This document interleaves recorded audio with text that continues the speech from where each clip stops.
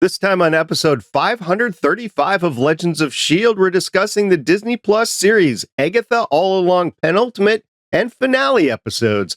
Season 1, episode 8, Follow Me, My Friend, to Glory at the End, and Season 1, episode 9, Maiden Mother Crone. I'm Anthony Bachman from All Things Good and Nerdy, a geeky podcast, part of the Gonna Geek Network, just like the show you're checking out now.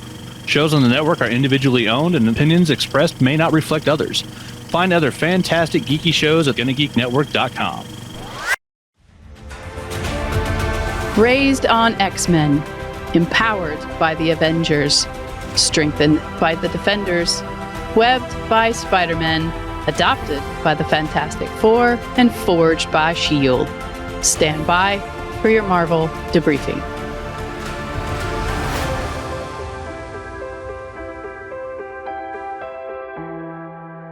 And now it's time for your Marvel debriefing. I'm Agent Lauren. I'm Agent Michelle. I'm Agent Chris. And I'm producer of the show, Director SP. Welcome to Legends of S.H.I.E.L.D. This show is recorded on Saturday, November 2nd, 2024, live from the Legends of S.H.I.E.L.D. studios and broadcast who knows what's happening anymore wide. And Michelle, what are we talking about today? Today we're talking about Follow Me, My Friend, to Glory at the End, premiered October 30th, 2024, The End of the Road, and Maiden Mother Crone, premiered October 30th, 2024, The Truth of Agatha Harkness and the Witch's Road. Overall thoughts for both the episodes. Michelle, we'll start with you. The old MCU TV pattern is back. Strong finish. Lauren? I think this was possibly my favorite MCU series so far, and well done on them. Chris? This isn't leading into anything else at all. Nope, not at all. And I'm going to lead in with, is this the Empire Strikes Back of the Marvel Wiccan Disney Plus trilogy? We'll talk about that a little bit later. We're going to start right off the bat with the first episode that we watched, Season 1, Episode 8, Follow Me, My Friend, to Glory at the End. And we're going to start with a little discussion that two witches, I guess we can call Rio a witch, that happened on the road. She does say that she's the original Green Witch, so yeah, I would count her as a witch. The big G. Yeah, they have this interesting discussion on the road, and it's a horrible breakup. I mean, Agatha is having this big speech and saying you took, Rio's like, but I gave you something, and Agatha's like, no, you only took. And eventually at the end, she's like, when it is my end, I don't want to see your face at all. Like, harsh. Sarge, I think, I was thinking about that statement, and it means more after you watch the second episode with the flashbacks, which we'll get to later. But at the start of it, I was like, oh, that's harsh, exactly what you said. And it's still harsh, but you get to know the reason why later. So there's a whole bunch of callbacks to this entire series that come to fruition with these two episodes. And each individual line of dialogue means something. It's incredible. Really, when you talk about the crafting of the whole series, I liked it. There's an homage to another series or another movie out there where Rio actually leaves and she takes her knife and she just cuts into the backdrop and then she leaves. First of all, from a filmmaking aspect, you get one cut because you got that big backdrop, right? You get one cut to cut into that backdrop and then for Rio to walk through, right?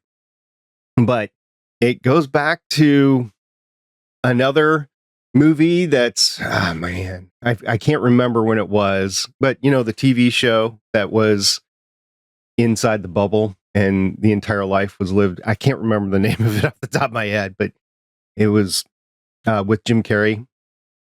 The Truman Show. Yeah, Truman Show. So it was very Truman Show-esque when she left because Rio knew this was all just a conjuring and that she could come in and out of it.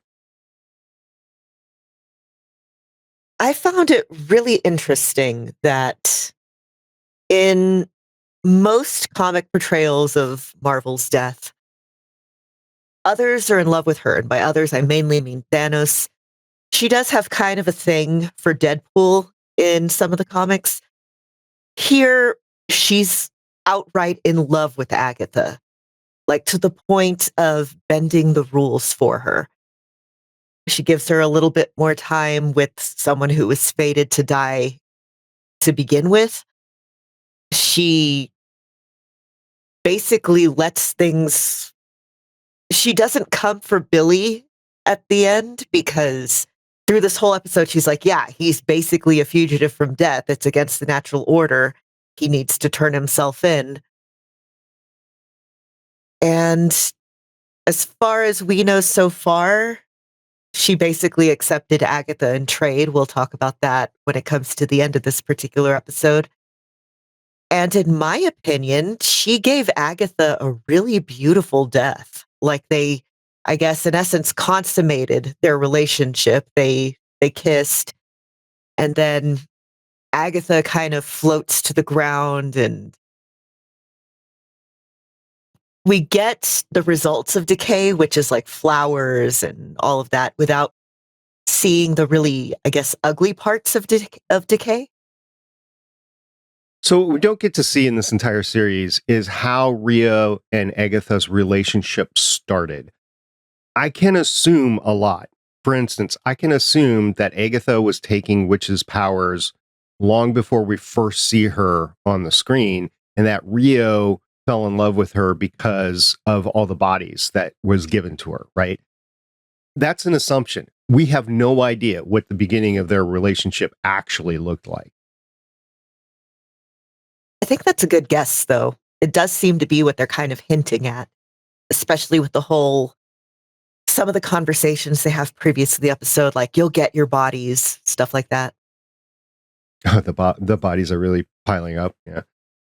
Well, so we get that conversation with Rio, and then it ends up in the first or the last trial. I mean, they get to the end of the road, which is the shoes. So they've discovered that they've just walked in a huge circle, which is very confusing to me as a watcher, because I'm assuming it's like the Wizard of Oz Yellow Brick Road. You're going to start someplace and you're going to end someplace. But this was just literally a circle. And they get to the shoes. So, I mean, what are you supposed to do then? Do you continue? Do you put on the shoes? Very confusing. This is where things start to get really fun, I think, because right before that, Billy had said they're back to square one. And then literally within seconds of our viewing, they're back to the beginning. So at this point, I still was not thinking that what was happening was actually happening. This is just a really fun way of them dropping in things that they'll be able to go reference later, but make enough sense in what's going on in the present. When did you guys know that this whole thing was conjured and created by Billy? For me, it was honestly at the point where he figured it out. Like, we find out in the second episode, and we'll talk more about that, why there's some of the tie-ins that we've noticed throughout the series. But it really did hit me there. And now I kind of want to go back and rewatch the whole thing with all of that knowledge and watch particularly Agatha's reactions, because we saw a little bit of that as kind of a, not really a flashback, but they brought in, like, here's her reaction to this, and here's what she said here.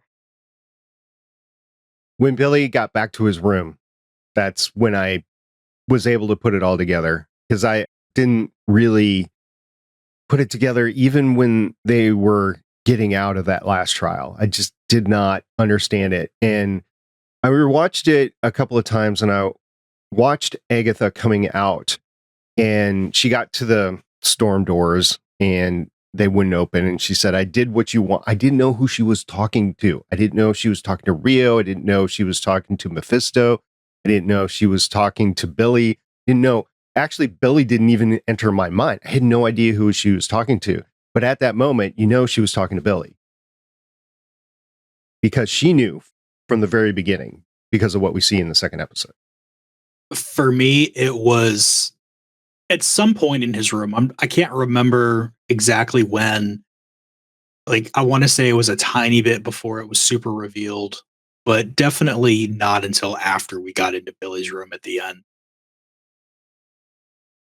And the trial in the last trial was very powerful, had 3 very powerful acting scenes in there. You had the unbinding of Jennifer Kale and the knowledge that was actually Agatha that did the binding to begin with. That was just a beautiful scene to watch, and the relief that came out of Jennifer. That was really beautiful. We never quite got all of her story. We got little hints, and I really did love her taking back her own power. There's quite a lot there metaphorically, and Sashir Zamata did a great job, I think. I hope we get to see her again at some point in the future. What did you think of the setting that Billy created for the last trial, Lauren? Well, the first time I saw it, I was like, what is this, Tron or something like that? And then we see the lockers, the body lockers. I'm like, oh, it's a morgue. This makes sense for death. It's also a callback to episode 1, where they see Wanda in the morgue. We didn't get confirmation that that was Wanda's body, by the way. Never got that body was actually Wanda. It was just all in Agatha's mind. Going back to that real quick, and I want to know what y'all think of this. The way that I took all of that in the very first episode was because Wanda was the one that bound Agatha, essentially. Mm-hmm. She felt the ripple effect of it. And this was her mind kind of trying to let her know, hey, Wanda's dead. And so her mind is creating this scenario to make sense of that death in the world that she's currently in. Interesting. Does that? I know nothing about the Wiccan rules. If you're bound and the person that bound you passes away, does that binding go away? I don't think this technically has anything to do with Wicca. It's more kind of fictional magic in this sense. What do you think the rules are here then, Lauren? That's kind of what I think, because you see, Halloween just happened. I've been watching a lot of horror movies, and some of the ones I've been watching were vampires, and there's in some different vampire mythologies, the master vampire thing, where if you kill the vampire that turned the person you're trying to save, that it basically unbinds them and saves them, like the Lost Boys, for example, or Bram Stoker's Dracula. And I kind of figure it might be something like this, because every binding that we've seen so far in this series has been done by somebody who's alive. We don't know if Lilia's sigil on Billy would have held after she died or not. It's kind of a moot point. But I think that at the very least, it's kind of a sympathetic feeling, I guess. Because again, Agatha wasn't unbound, but she's still very much connected.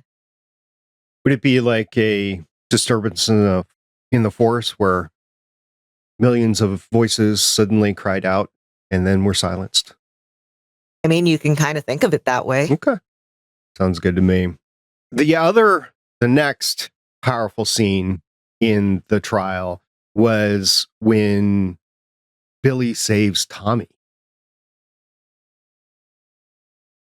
Yeah, it's like Tommy was carried by Billy all this time, and Agatha is like, sit down and breathe like him, remember him. And there's this powerful moment of Billy wanting Tommy to have a body, and he has this panic moment, am I killing this boy? And it goes back to when Agatha says sometimes boys die, you know, and we find out later why she thinks this. But now Tommy has a home and Billy gave it to him. Got a question. I got a ton of questions, but I got some questions for you, Michelle. Did Tommy finding the body or Billy enabling it, did that happen today, which is 3 years after the hex broke?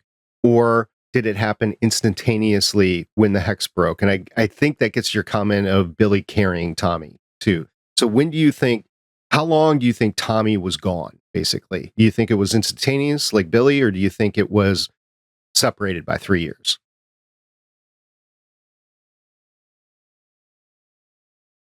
I think it was separated by 3 years. So technically Billy will be 3 years older than Tommy. Well, it depends on the age of the body. And it's age of body plus mental age, and then there's the whole advanced aging that happened during WandaVision too. So yeah, I don't know. What I'm thinking is the body's probably going to be about a similar age to Billy because plot reasons. But mentally, Tommy would probably still remember, it kind of like Billy did, like have that last memory of Westview, and then suddenly you're in this new body, and we'll see what happens. Obviously, whenever they wrap this up, whether it's in Vision Quest or if they give Wiccan his own series or a Young Avengers thing. Glad you brought that up. That was the trilogy that I was talking about before: WandaVision, Agatha All Along, and Vision Quest. I'm going to take that as the trilogy. Now, whether that happens or not, I don't know, but that's my best guess right now. So Tommy would about 10 when WandaVision ended. And Billy jumped 3 years ahead because the body that he jumped into was 13. And now they've lived for another 3 years. So Billy is 16. Tommy would be going from 10 to 16. If it's the same age body. We won't know until we see him on the screen. I think we're going to see him on the screen in Vision Quest. It's my thoughts going in based on the knowledge that's come out about Vision Quest and casting and stuff like that. So spoilers, but that's what I think is going to happen here. And we still don't know if Wanda is dead or not. So she could come back and there could be a family reunion in Vision Quest. Kind of doubt it with Wanda, but at some point in time, we're going to actually have to see a body there or a ghost. But I think the way that they shot that scene with Billy in the pool worked out really well because you couldn't really tell how old those kids were. No. Did you see the sneaker of Tommy, though? No. Yeah, it was very comic, costume relevant to not Billy, excuse me, Tommy, as he was in the water. It was a green and white sneaker, so it's very relevant to Tommy's costume. That makes sense. The thing that really got me in this scene was Billy wondering, am I killing somebody to bring my brother back? Would this have happened if I wasn't looking at it? It's kind of that Schrodinger's body, I guess. Mm-hmm. The third powerful scene in the trial that's technically the result of the trial is when Agatha pulls out of her locket and grows the dandelion. Very powerful. So we have time ticking down. Jen pointed out there were grow lights inside of the morgue, and as time is passing, they keep turning off. It's like a circle where they turn off, kind of clock-like, a little. Anyway, so Agatha's left all alone. The lights are going out, and she pulls out that locket that she's had this whole time that has the lock of hair from her dead son in it. And in addition to that, now there's a dandelion seed. So there's that crack in the floor. She grows it because dandelions grow in cracks. I had to look up, because I've been doing that this whole time, like flower meanings and stuff. Dandelions mean happiness, joy, health, and power. And you can definitely attribute all of those to Nikki, her son. They're a nuisance in my yard, I'll tell you that. Yeah. But that's kind of what they do, though, is they pop up whether you want them or not. It's kind of like life. Life finds a way, and so do dandelions. And there's running and screaming. All that sort of stuff. Yep. So Agatha finally gets out, and there's a big storm going on because Rio's ready. She's like, okay, game on. Time to make the donuts and give me my sacrifice. It's going to have to be, I think she starts with saying it's going to be both of you, because as far as she's concerned, Billy is an abomination because of he died and he came back and he's supposed to be dead. Rio was supposed to take him to the afterlife, and that's not going to happen anytime soon. And Agatha, as well as we find out later why she's still alive and kicking and everything. That's part of the agreements that she's made over the years with Rio. But anyway, Rio's like, it's now time to pay the piper. We got stuff going on here. And wow, what a powerful scene, great CGI, and it's captivating, the whole thing. In my opinion, that could have been a fitting end to the whole series as well. And I know a lot of people were thinking after they watched season 8 or episode 8 that, wow, we have another one after this. This is crazy. But anyway, what do you guys think? I mean, we actually get a kiss of death. And it's beautiful. Even though Agatha in the beginning is walking away and Billy uses Nicholas again, because I guess during that one scene where she hears Nicholas' voice, what was that Billy doing it? Or did he just ended up triggering that in Agatha? Because Billy reaches out and it's like, is this what you did to Nicholas? This is how you treated him? And then Agatha comes back and it's like, okay, you can take me, and plants the kiss. And we get that, as we mentioned, beautiful moment. I thought it was interesting that she did it after she got her power back. We've learned that she can kill if she wants to, but then I didn't know if she could stop or not. We find out that she could, because Billy was giving her giving her power. He was charging her up. She's, I guess, a battery that needs to be recharged, and she can actually stop it, and she does, and she has her power. She's ready to walk away, but then Billy reaches out, and even though Rio said he's not yours, he kept reminding her of Nicholas and ends up making that sacrifice. So this kind of ties in with what we're about to talk about the next episode, all the connections to Billy's room. I think it was the last episode we recorded. It was one of the last two, but I brought up Black Cauldron and how that's one of the very prominent posters in Billy's room. I was like, oh, I wonder what the connection's going to be. Well, in the Black Cauldron, there's a character who has a tendency to abandon his allies. And when one character is getting ready to make this sacrifice to defeat, the big evil there, that character who, with the tendency to abandon people jumps in instead, sacrificing himself for the greater good. And that's what we see with Agatha, essentially. She at the last minute remembers, hey, I was a mom. This might not be my son, but we do have a bond whether I like it or not now. And that's what she does. She puts him ahead of her, and even though she will coach it in different terms later on, and Billy gets to live. Do you remember what Lilia said, by the way? When she calls you a coward, hit the decks. And there's a reason, because the kitchen sink came out and came after her. So she hit the deck so the kitchen sink didn't hit her.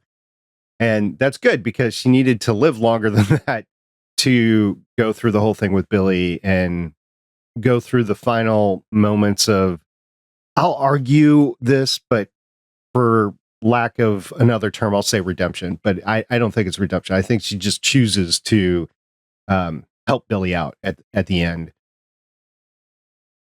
Again, not redemption, but we'll just go with that. So now I was thinking of the title of this series, and I think it should have been called something else, but we wouldn't have known what that meant at the beginning. And the driver for this whole series was Agatha to begin with, because she did such a wonderful job of acting in WandaVision. But Chris, what'd you think about the title? I've been trying to wrap my head around that, because we wouldn't have known who Billy was at the beginning of this. Or if we did know who Billy was, it would have given everything away. But also, especially as we'll learn after the actual finale episode, Agatha all along makes perfect sense as well. So it's really just like, how much do you want to put into interpreting all of this? Yep, the road was Agatha all along. Yeah, indeed. The Conjuring wasn't her, but yeah, the road was. So, Chris, what'd you think about Agatha's death? That, I think, was just such a fitting way, both in her having to accept Nikki's death and that he's gone in her actual trial, but then also, I mean, I'll go ahead and say redemption a little bit, with her going and giving herself up for Billy. And I mean, we'll probably hit more on whether that's redemption or not after the next episode, but her being able to go in here and accept death, and also just accepting the fact that she could go and try and steal Rio's powers, because I think that's what she was doing during the kiss. No, that was Rio taking her powers. They alluded to it at the very first episode that Rio would take her powers. I might be remembering backwards then, because I thought there was something about her trying to take Rio's powers and having that much would kill her. Maybe. I'll have to go back and rewatch it sometime. Oh, darn. I doubt I'm ever going to rewatch this whole series. It's just not going to be for me unless I need to refer to it during WandaVision or Vision Quest. So we'll see. I did enjoy Billy leaving Westview when he came out of the house. It was 1-for-1 of Wanda at the end of WandaVision, putting the hood over his head and just walking away with everybody around going, are we going to do this again? Should we still live here? I mean, in my opinion, it should be a literal ghost town, right? It should. But moving's expensive, so I get it. The housing prices there must be amazing.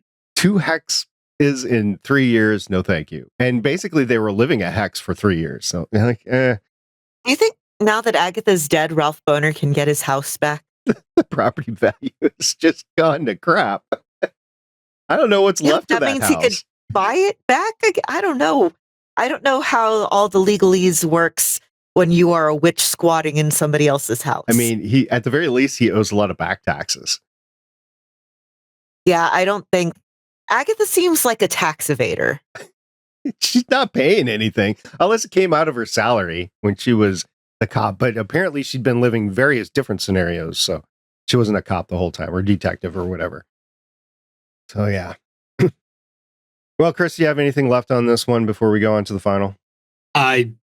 This is going to lead into the other episode as well, but anything involving Marvel magic stuff, I don't even want to make guesses anymore. I'm still going to do it, but I could be completely off base and not be surprised at all. I know there's some comic background here, but I think it's pretty clean slate for Marvel Studios to work from. They do have some background material in the comics, of course, but they can deviate quite a bit from it. So you just never know. You're absolutely right. It's going to be a fun story moving forward without any background. I was watching on the tread or on the elliptical. I've been watching Star Wars, the original Star Wars trilogy, 4, 5, and 6, and on the original tape versions that I taped from Fox or CBS or HBO or whatever. And I was thinking in my mind, this was original storytelling back in the day, both from the aspects of the fantasy world that it created and from the sci-fi or the special effects that enabled the whole thing.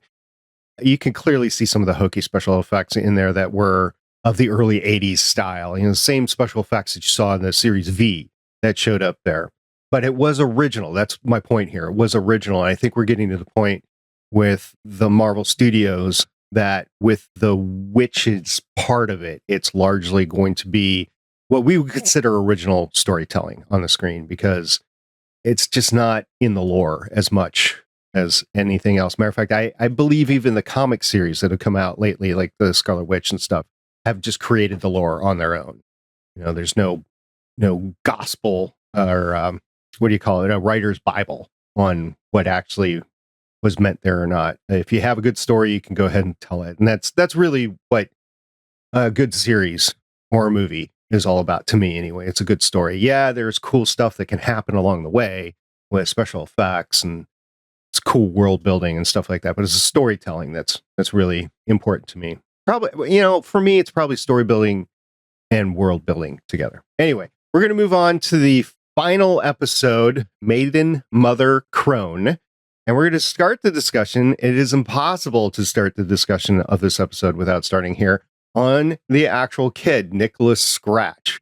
See his origins, we see what happened during his lifetime, and we see the impact on Agatha and the deals between Rio and Agatha. Lots of stuff to discuss. We finally get to see how Agatha got that preferential treatment, which I think was just an amazing touch in here, and totally understanding why Agatha wouldn't think that she had gotten that treatment, because that's her kid. Of course he would get to live. Why wouldn't your kid get to live? And your kid died when he was 6. Like, that's way too early, So, if it was preferential treatment, he would have gotten to be old. But from our perspective, we can really see that him getting to live that long was a preferential treatment. Him getting to leave at all was preferential treatment. And the fact that he got to go tell his mommy goodbye was preferential treatment for him too. I think it was at the beginning of the previous episode when we see Rio as Death escorting Alice to the afterlife, essentially. And Alice is like, that's all I get. And it reminded me of particularly the comic version of The Sandman, Death of the Endless. They're one of my favorite portrayals of death, is talking to, I believe, a child. And she's like, you get what everyone else gets, one lifetime. And that's kind of what that reminded me of. So, Michelle, what are we talking about here with Nicholas? What are the ones and zeros here? What's the 411? Well, we find out it's 1750, and we find Agatha on the side of the road giving birth, squatting down, which that's basically how it was done most of the time. Women standing up and then squatting down to give birth. And then she's given time with Nicholas, and she learns to use him, because who can't deny a witch and a little baby? And this is where the whole I have to kill witches in order to survive really kicks in. I mean, she's tricking her way into covens, killing them, we hear that first time where they're like, we let you in. And Agatha doesn't really care. And then eventually Nicholas gets old enough to realize what's going on. And he's like, do we have to do this, Mom? Do we have to kill witches all the time? Can't we just stay with them? And as Billy said, she's a covenless witch. So it looks like she can't stay because of her nature. So, question for you, Michelle. The one time Nicholas intervenes and Agatha does not kill witches, that happens to be the night that he passes away, that Rio comes to get him. Was Agatha using all those witches' powers to dual power herself and keep Nicholas healthy? Or did it just happen to happen at that point in time? Like, when Agatha didn't kill the witches and drain their powers, she couldn't feed Nicholas's health.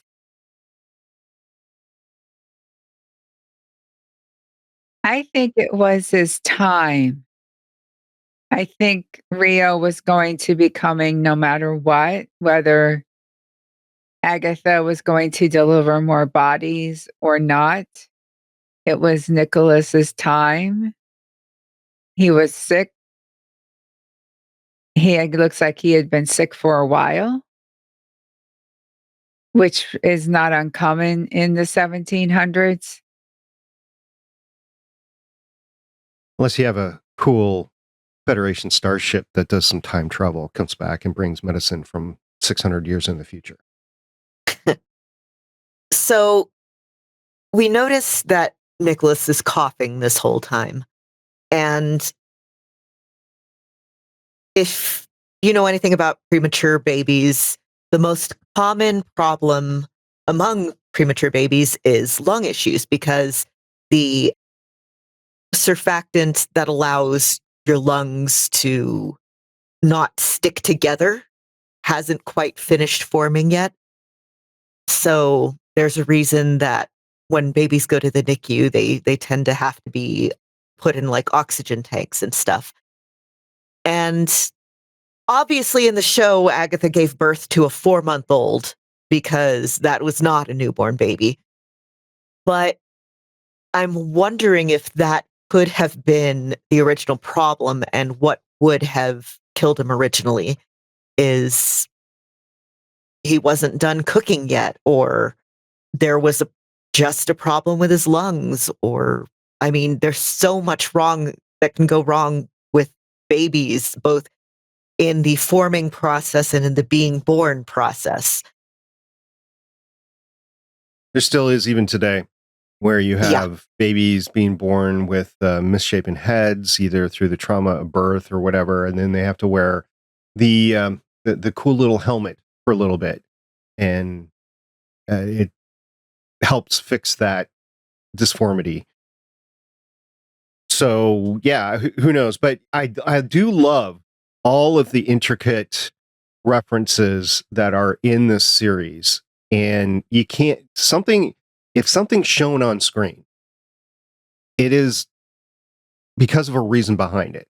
And in this particular case, the fact that Nicholas supposedly has some lung problems because of his coughing, that's very apropos to medicine of the day, so to speak, in 1750. So I don't think that was by mistake. I don't think that was, oh, what could happen to Nicholas or whatever. I think it was intentional. They were like, what is a common malady back then? And I mean, it could have also been tuberculosis, so who knows? Could have been asbestos. No, wait. I do love all the time that we get to see with Agatha and Nikki together, because the whole time that we've known Agatha, she's been this very embittered, selfish person. And while she's still fairly selfish, I mean, what's more selfish than bargaining with death to get more time with someone that you love? But she loves Nikki. She has those years with him. It's just the two of them together. This whole time, Agatha's been driving people off because, her own mother tried to kill her. And it's just safer for her to be alone and to just use people because it's use or be used. And here's this one person that, she uses him as bait essentially, but she's giving him this really beautiful childhood that we get to see glimpses of. We see them composing the Witch's Road song together, and it's originally just about them not having any place to settle down, and they're walking a winding road. And when Agatha's like, "Are you walking it alone?" the first thing I thought of was Green Day's Boulevard of Broken Dreams. Yeah, Michelle, I need you to explain something to me because, you're in the business side of things a lot. Is this why Nicholas Scratch is one of the richest ghosts on the planet because of all the royalties that come back to him as a creator? Well, he is the original creator. If he got royalties, then that would mean William Shakespeare is also rolling in it in the afterlife. So I'm sure Nicholas appreciates how the song lived on. Of course, how his mother uses the song, but I'm sure he appreciates that the song lived on. It's like the Jackson parents, how they manipulated their kids' wealth. This really puts that previous scene, though, into a new light where Agatha and Jen were arguing about what the lyrics to the song were. Because, of course, Agatha knows what they are. She wrote the song. Right? This is just so cool on so many levels. Like I said, each single line of dialogue you can reference back and forth across this entire series. It's great. I need to do more research into who wrote the whole thing. Because we usually do the creative team. We haven't been doing that lately, but I really need to get into that. It is Robert Lopez and Kristen. I'm blanking on her last name. They also did the music for WandaVision and the Book of Mormon, Avenue Q, and Frozen. Cool. They do all the dialogue for all 9 episodes then?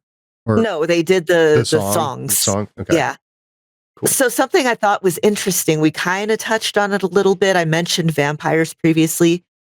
Agatha is essentially a vampire. She drinks people's life force. Succubus, she maybe? Essentially needs to be invited in.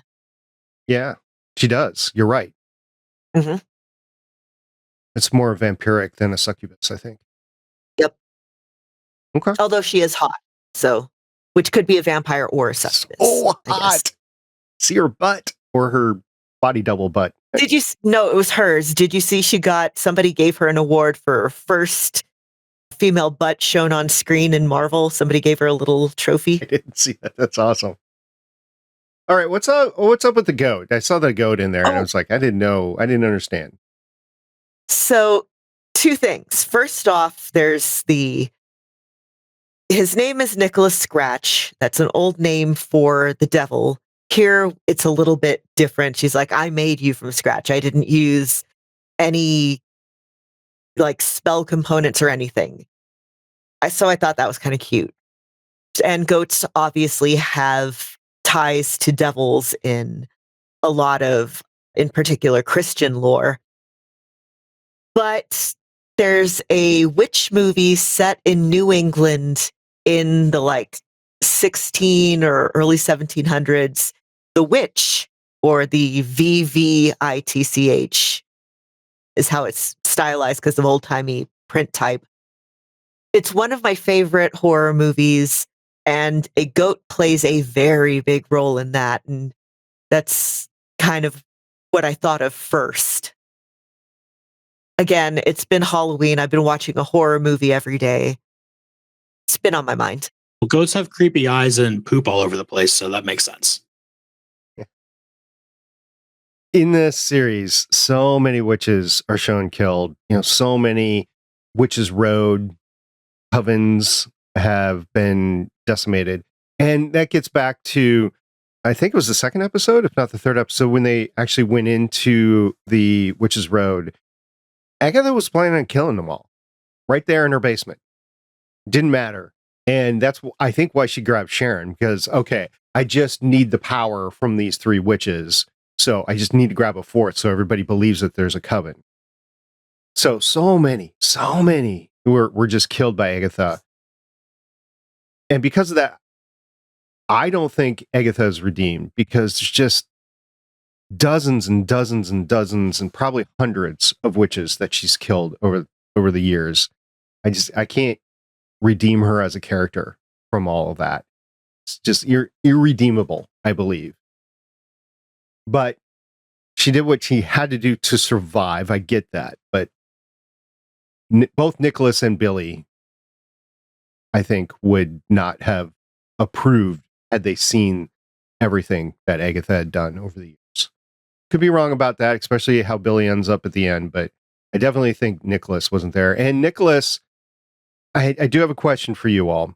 In the episode where we hear Nicholas say, "No, mommy," because it was in The Conjuring, do you think that was enhanced by Billy, or do you think that actually was the ghost of Nicholas talking to his mom? I think that could be read either way. I think it was enhanced by Billy. I think it was the ghost. Okay. Great question for our audience. What do you think it was? Do you think that, and this is back into the 80s sleepover trial that happened, and Agatha met her mom, and Nicholas said, "No, mommy." So I tend to think it's actually Nicholas, but I could be mistaken. And that's really why Agatha does not want to die, is she does not want to have to face Nicholas. She even mentions that. Did she, though? Or does she not want to have to face Mephisto? Well, let's talk about Mephisto for a second, because y'all wanted Mephisto. He did not show up, as far as we know.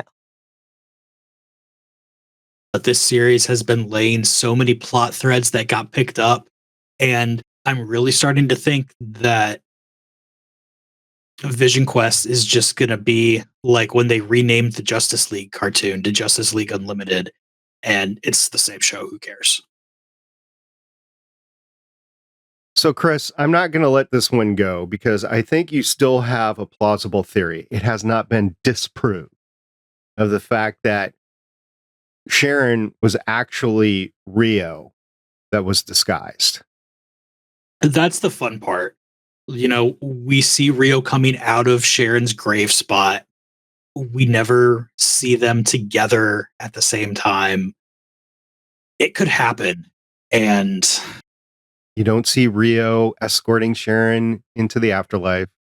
there's none of that. I mean, we don't see her escorting Lilia either, really, but whatever there.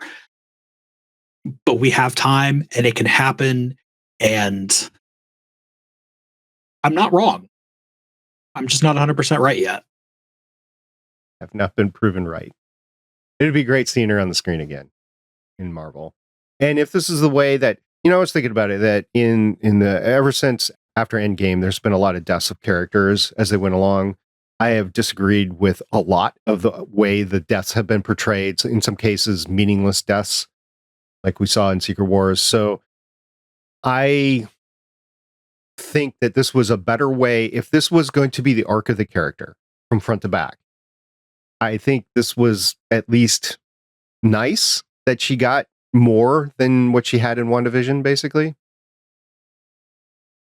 What I'm really wondering, though, is since Billy created this whole thing, and Billy killed Alice and Lilia and Sharon, at least in his own eyes, could he have made them come back? Because he conjured their deaths. Could he just have conjured that their deaths never happened? No, because I think what happens in a Maximoff world stays in a Maximoff world. Okay. I can go with Yeah, that. I think the only death being undone that I think Wanda really did was a dog that she created. Yeah. So I think she can create, and Billy, as we've seen, can create stuff. I mean, that's assuming she created the dog to begin with. The dog could have been in a a puppy pound or whatever that existed and was just transported. But yeah, okay, I get your point. Yeah. Well, at the end of the last episode, we didn't really talk about it. There was a jump scare at the end of the last episode. It would have been great talking about what that jump scare was for a week, by the way, but we didn't get it. I don't know about you guys, but I rolled right into the next episode. I didn't listen to the credits, watch the credits. I didn't watch into the preview. I just skipped through it. I rarely do that, by the way, because I like watching all that stuff. So yeah, I just went right into it. Effective, Marvel, Disney Plus, effective. And then we get to see the character. Agatha's a ghost. And with that giant middle finger to Rio, because Rio hates ghosts. Yeah, I was like, oh, hey, she's comics accurate now. She's even got the white hair. Have any of y'all played Marvel's Midnight Suns yet? No. No. Yeah, it's not really. I'll be playing it at some point after I'm done with Dragon Age Veilguard, which, by the way, very fun so far. But she's in it as a ghost and just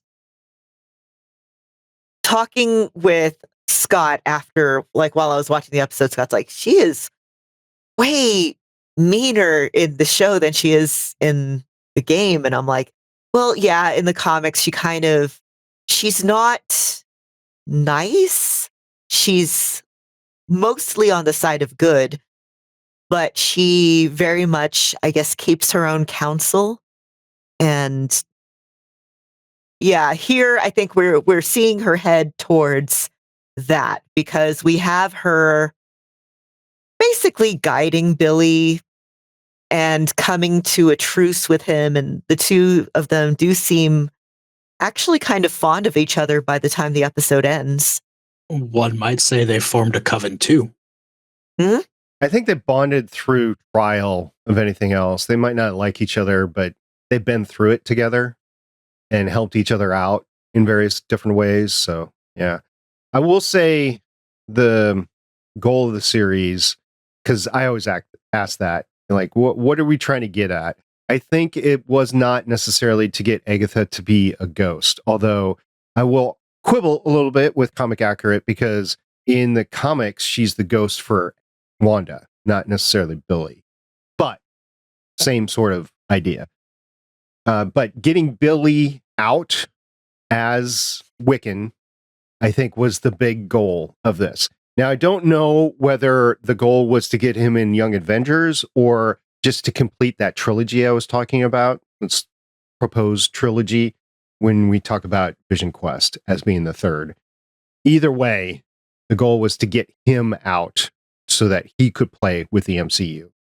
The fact that Agatha gets to come along as a ghost is a plus, because seeing her on screen, it didn't matter if I sympathized with her or not. Seeing her on screen is fun, right? And I do not sympathize with her whatsoever. It's just the way I came out of it. But like I said, entertaining to see on the screen.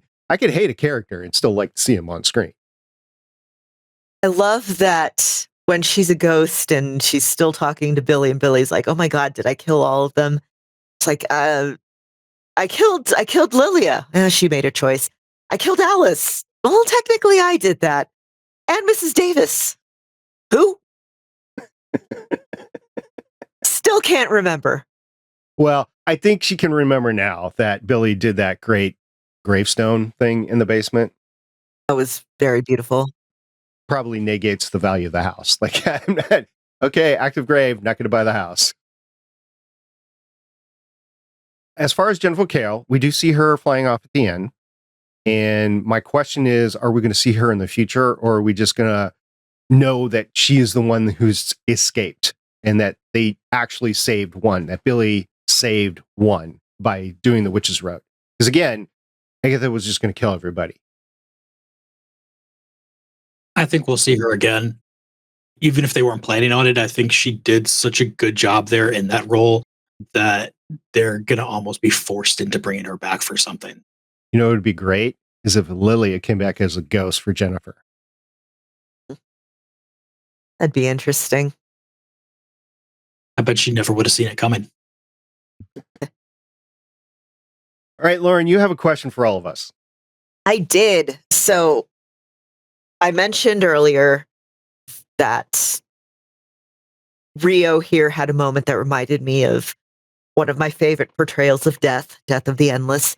So do y'all have a favorite portrayal of like the personification of death? I was thinking like Death from Discworld. We have Manny from Grim Fandango. We have the show Grim and Mandy. There's tons more. Do y'all have any particular favorites? Well, I've got one. You two have one? Of course I have one. Okay. Who wants to go first? I have one, by the way, so if y'all take it, I'm just going to claim it as mine too. There is a wonderful webcomic called Loving Reaper where the Grim Reaper goes and is helping animals pass along into their afterlife. And no matter how many times I read it, it always makes me cry. Oh, this comic. Yeah.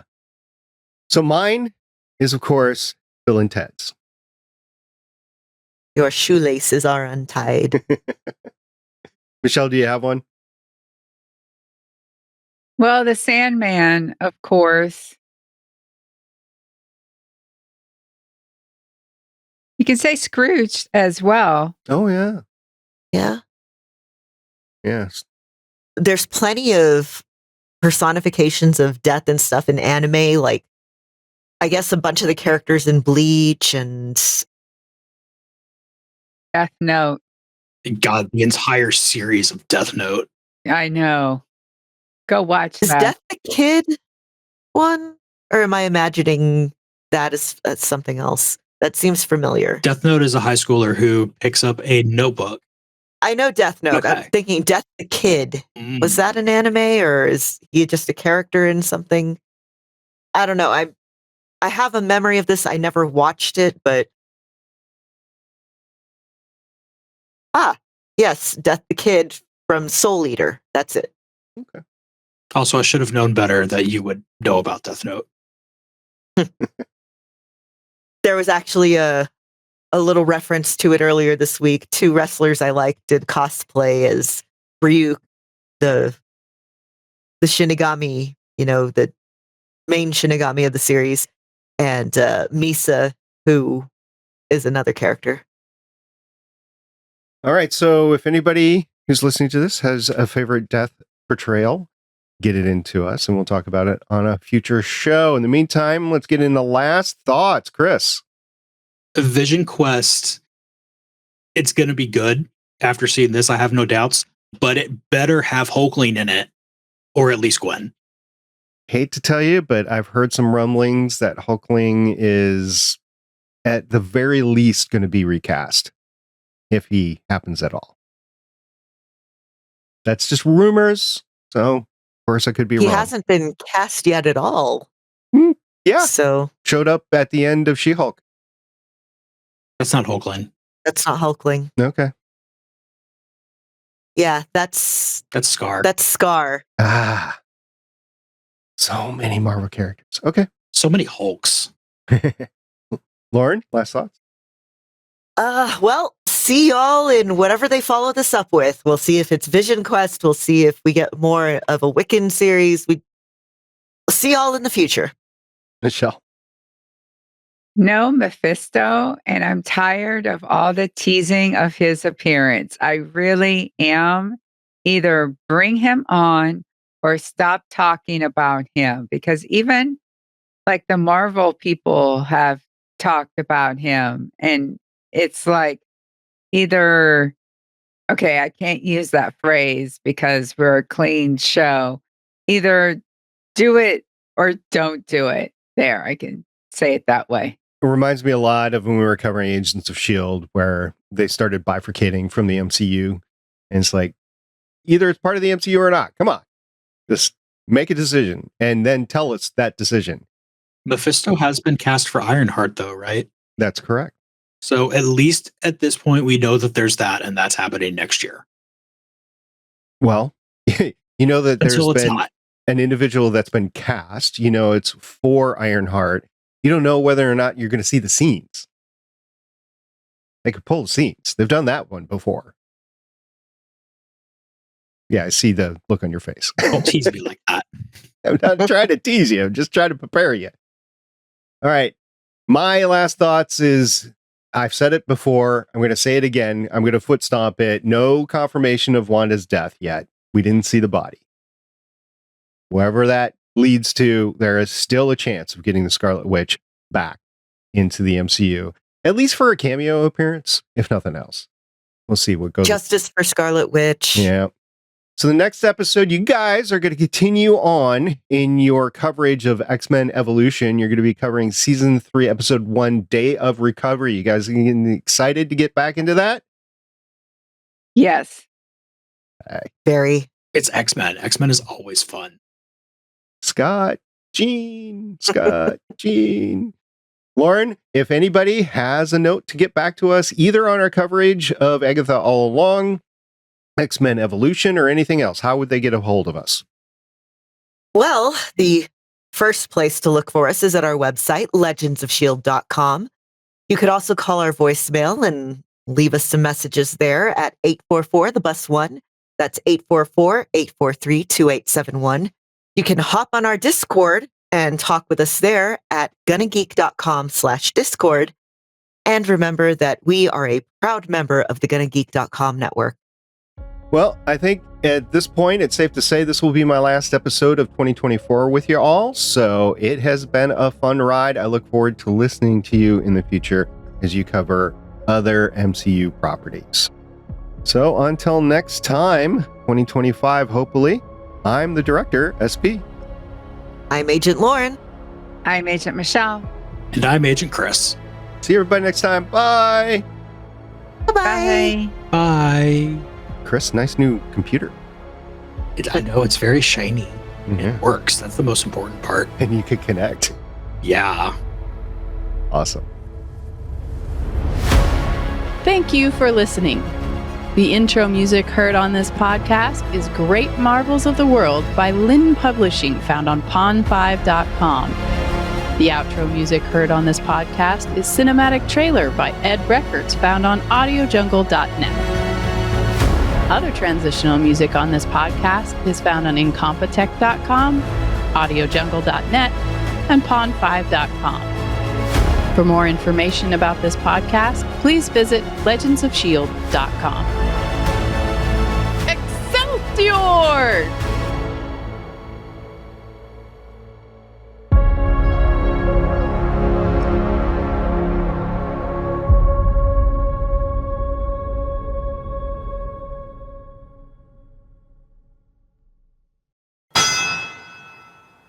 Legends of S.H.I.E.L.D. is copyright 2013 through 2024.